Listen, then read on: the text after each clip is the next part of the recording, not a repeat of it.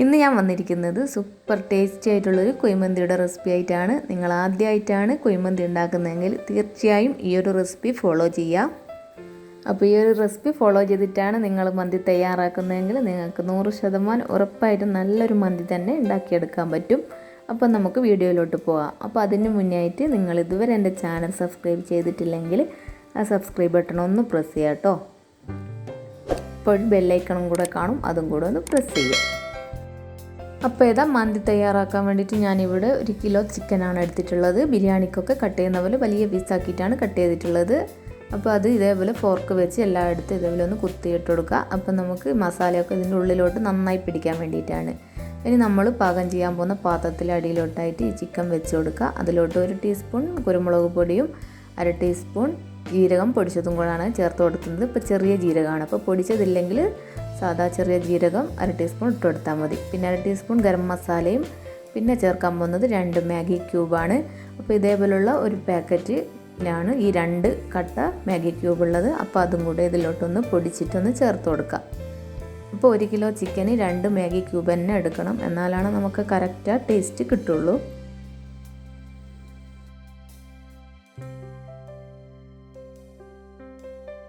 പിന്നെ ഇതിലോട്ട് ചേർക്കാൻ പോകുന്നത് ചെറിയ രീതിയിലൊന്ന് കട്ട് ചെയ്തിട്ടുള്ള ഉള്ളിയാണ്. അപ്പോൾ മീഡിയം സൈസിലുള്ള ഒരു ഉള്ളി, പിന്നെ മീഡിയം സൈസിലുള്ള ക്യാപ്സിക്കം കൂടെ ചെറുതായിട്ട് ഇതേപോലെ ഒന്ന് കട്ട് ചെയ്തിട്ട് ചേർത്ത് കൊടുക്കുന്നുണ്ട്.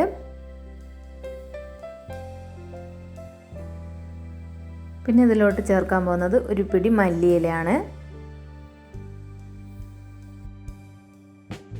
അപ്പോൾ നമ്മൾ ഇതിലോട്ടിട്ട ഉള്ളിയും ക്യാപ്സിക്കും ഒക്കെ നന്നായിട്ട് ചെറുതായിട്ട് കട്ട് ചെയ്തിട്ടിട്ടത് കാരണം നമ്മളിത് മസാല വെന്ത് കഴിഞ്ഞാൽ ഒട്ടും തന്നെ കാണില്ല അതൊന്നും. ഇതിലോട്ട് 1/2 ടീസ്പൂൺ കുരുമുളക് ചേർത്ത് കൊടുക്കുക, പൊടിക്കാത്തതാണ്.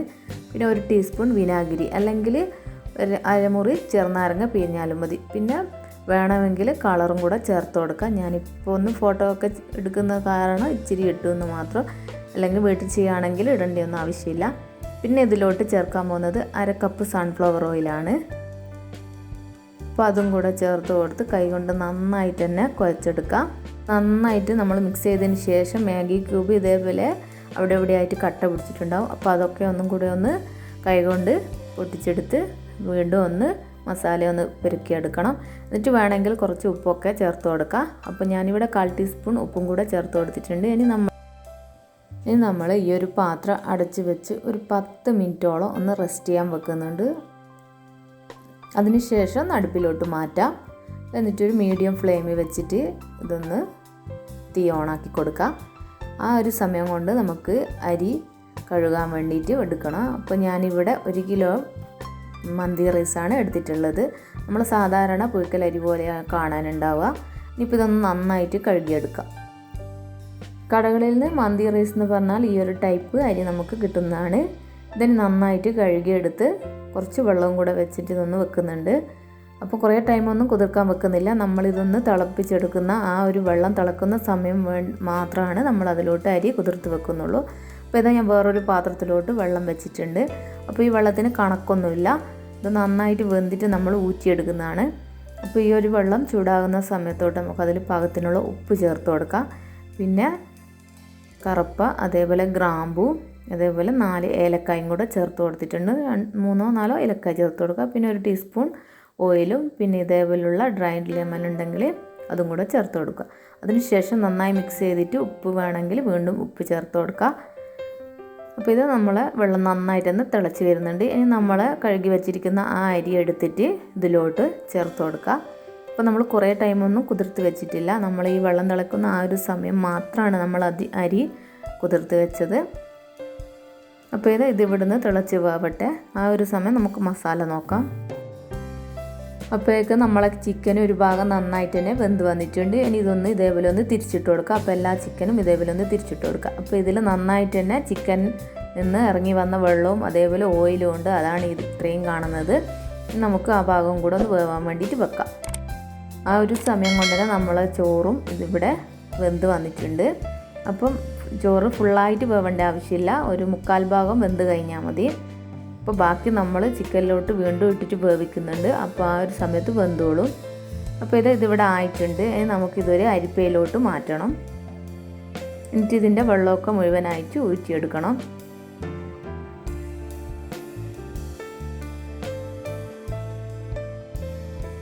അപ്പോൾ ഇതാ ഞാനിവിടെ അരിപ്പയിലോട്ട് മാറ്റിയിട്ടുണ്ട്. ഈ ഒരു അരി ഇപ്പം 1/4 ഭാഗം മാത്രമേ വെന്തിട്ടുള്ളൂ. അപ്പോഴേക്കുതാ നമ്മൾ ചിക്കനും ഇവിടെ റെഡി ആയിട്ടുണ്ട്. ഏകദേശം ഒരു 30 മിനിറ്റോളം നമ്മൾ മീഡിയം ടു ലോ ഫ്ലെയിമിൽ വെച്ചിട്ടാണ് ഈ ചിക്കൻ ഇതേപോലെ ഫ്രൈ ചെയ്തെടുത്തത്. ഇനി ഇതിലുള്ള ഓയിലൊക്കെ നമുക്ക് മാറ്റിയെടുക്കാം. മൊത്തമായിട്ട് മാറ്റേണ്ട, ഒരു അരഭാഗത്തോളം ഓയിൽ നമുക്ക് മാറ്റിയെടുക്കണം. അത് നമുക്ക് ലാസ്റ്റ് ചോറിൽ ചേർക്കാനുള്ളതാണ്. അപ്പോൾ ഇതാ ഞാൻ ഓയിലൊക്കെ മാറ്റിയെടുത്തിട്ടുണ്ട്. ഇനി നമ്മൾ ഈ ചിക്കനിൻ്റെ മുകളിലോട്ടായിട്ട് നമ്മൾ ഊറ്റി വെച്ചിരിക്കുന്ന ആ ഒരു ചോറിൻ്റെ ഹാഫ് പോർഷൻ ഇട്ട് കൊടുക്കാം. എന്നിട്ട് താഴെയുള്ള ചിക്കന് കണക്കായിട്ട് നമ്മൾ ഈ ചോറൊന്ന് തട്ടിക്കൊടുക്കുക. അതിൻ്റെ മുകളിലോട്ടായിട്ട് നമ്മളെടുത്ത് വെച്ചിരിക്കുന്ന ആ ചിക്കൻ്റെ സ്റ്റോക്കില്ലേ അതൊന്ന് ഒഴിച്ചു കൊടുക്കുക. എന്നിട്ട് വീണ്ടും നമ്മൾ മൊത്തമായിട്ട് ആ റൈസ് ഇതിലോട്ട് ചേർത്ത് കൊടുക്കുന്നുണ്ട്. വീണ്ടും ലെവൽ ചെയ്തതിന് ശേഷം ചിക്കൻ്റെ സ്റ്റോക്ക് ഒഴിച്ചു കൊടുക്കുക. പിന്നെ വേണമെങ്കിൽ മഞ്ഞൾപ്പൊടി കുറച്ച് കലക്കിയിട്ട് ഒഴിച്ചു കൊടുക്കുന്നുണ്ട്.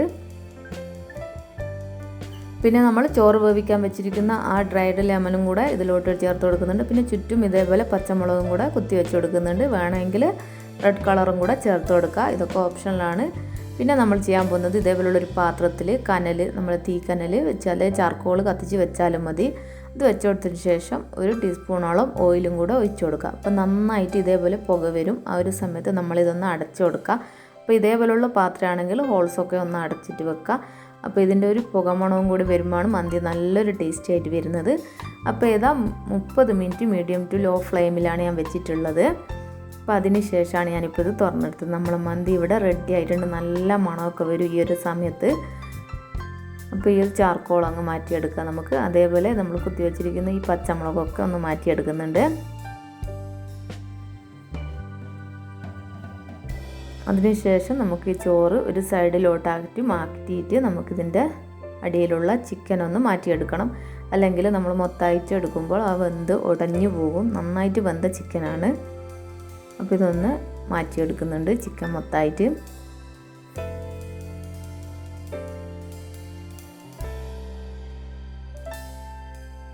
അപ്പോൾ ചിക്കനൊക്കെ മൊത്തമായിട്ട് മാറ്റിയെടുത്തതിന് ശേഷം ഈ ഒരു പാത്രം നന്നായിട്ട് ഇതേപോലെ ഒന്ന് മിക്സ് ചെയ്യുന്നുണ്ട്. ഈ ഒരു അരി നമ്മൾ അധികം സ്പൂൺ ഇട്ട് ഇളക്കാതെ ഇതേപോലെ ഒന്ന് മിക്സ് ചെയ്യുകയാണെങ്കിൽ നമുക്ക് ഒട്ടും തന്നെ ഉടയാതെ ചോറ് കിട്ടുന്നതാണ്. അപ്പോൾ ഇതിപ്പോൾ കറക്റ്റ് വേവുമാണ്. അതേപോലെ നല്ലൊരു സ്മെല്ലും ഉണ്ട്. നല്ല ടേസ്റ്റി ആയിട്ടുള്ളൊരു മന്തി തന്നെയാണിത്. അപ്പോൾ നമുക്കിതൊന്ന് സെർവ് ചെയ്യാം. അപ്പോൾ എന്തായാലും നിങ്ങൾ ഈ വീഡിയോ കണ്ടിട്ട് ഒട്ടും തന്നെ സ്കിപ്പ് ചെയ്യാതെ കണ്ടിട്ട് നിങ്ങളിത് ഫോളോ ചെയ്യുകയാണെങ്കിൽ തീർച്ചയായും നിങ്ങൾക്ക് നല്ലൊരു മന്തി തന്നെ തയ്യാറാക്കിയെടുക്കാൻ പറ്റും. അപ്പോൾ ഇതേപോലുള്ള റെസിപ്പീസ് ആയിട്ട് ഞാൻ വീണ്ടും വരുന്നതാണ്. അപ്പോൾ എന്തായാലും ഈ ഒരു ഈദിനെങ്കിലും നിങ്ങളിതൊന്ന് ട്രൈ ചെയ്ത് നോക്കുക. ഒരിക്കലും നിങ്ങൾ ട്രൈ ചെയ്താൽ പിന്നെ ഇതേ ഒരു രീതിയിലേ ഉണ്ടാക്കുകയുള്ളൂ. അപ്പോൾ അടുത്ത വീഡിയോ ആയിട്ട് കാണാം.